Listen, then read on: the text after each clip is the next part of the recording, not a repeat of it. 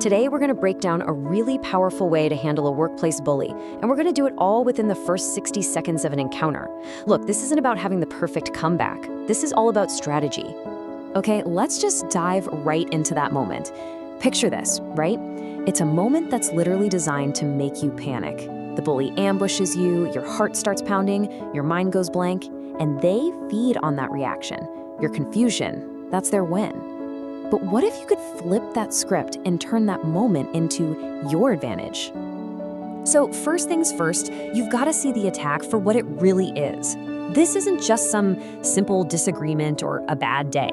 No, this is a calculated move, it's an ambush, and it's designed specifically to throw you off balance and put them in charge. You know, what you're really facing here is something called emotional coercion. Experts who study manipulation and dark psychology, they have a name for this.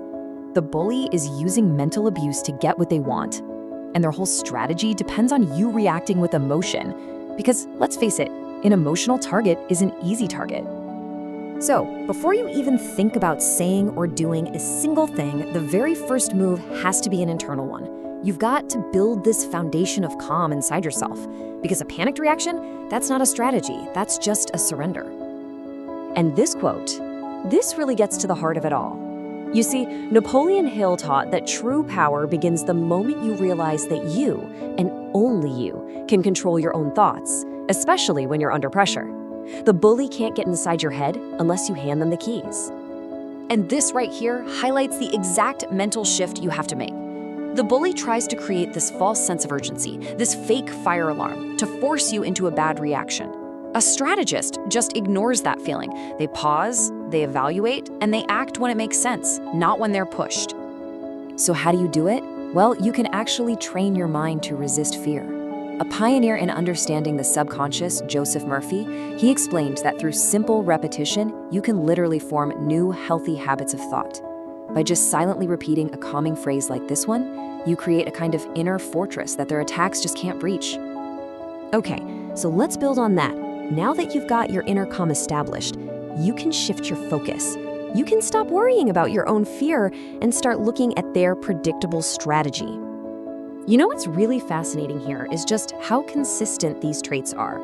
Researchers who study this stuff have found the same patterns again and again. Bullies aren't some kind of complex evil genius. They're often just driven by a pretty predictable mix of deep insecurity, entitlement, and this desperate need to be in control. And once you understand their playbook, everything changes. The whole encounter gets reframed. You stop seeing yourself as their victim, and you start seeing yourself as their analyst. Suddenly, they're not this terrifying force anymore. They're just a case study in predictable behavior. All right, you've built your fortress. Check. You've seen their playbook. Check. Now it's time to act. Let's break down the exact tactics you can use in that crucial first minutes. It's kind of like what the legendary strategist Sun Tzu taught us. Real power doesn't come from hoping an attack never happens. It comes from being so prepared that when it does, you're ready. This is your moment of readiness. So, your first tactic is all about scrambling their patterns. In the 48 Laws of Power, Robert Greene talks about being unpredictable. See, a bully expects one of two things from you, fear or anger. When you give them neither, you totally scramble their script. They have no idea what to do next because you're not playing the part they assigned you. And this leads us to this really slick 1-2 punch. First, you disarm them. Like Greene suggests, just a moment of unexpected agreement can lower their defenses.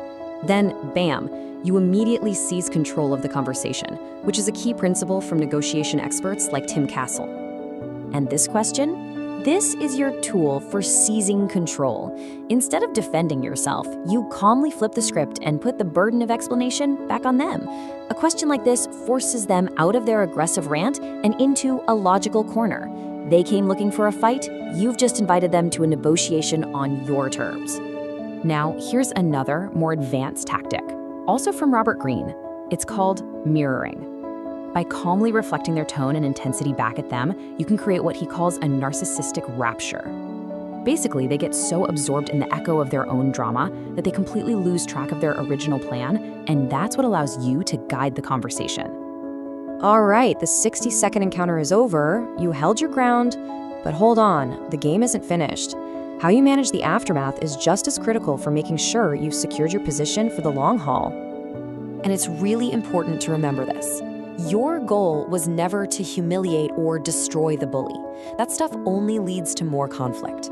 Your objective was to disarm them, to show them calmly and clearly that you are not an easy target and that their little tactics just aren't going to work on you. By refusing to get dragged down into their drama, you keep your strategic advantage. You operated from a place of calm logic, not petty emotion. Don't lose that high ground now by gossiping about it later. You just stay neutral, poised, and professional. And this, right here, is what it all boils down to. A bully's entire strategy is built on getting a predictable emotional response from you. They need your fear or your anger to fuel their power. So when you pause, analyze, and respond with calm, deliberate strategy, you're not just defying their expectations, you are neutralizing the very foundation of their attack. You show them that with you, there is no game to be played.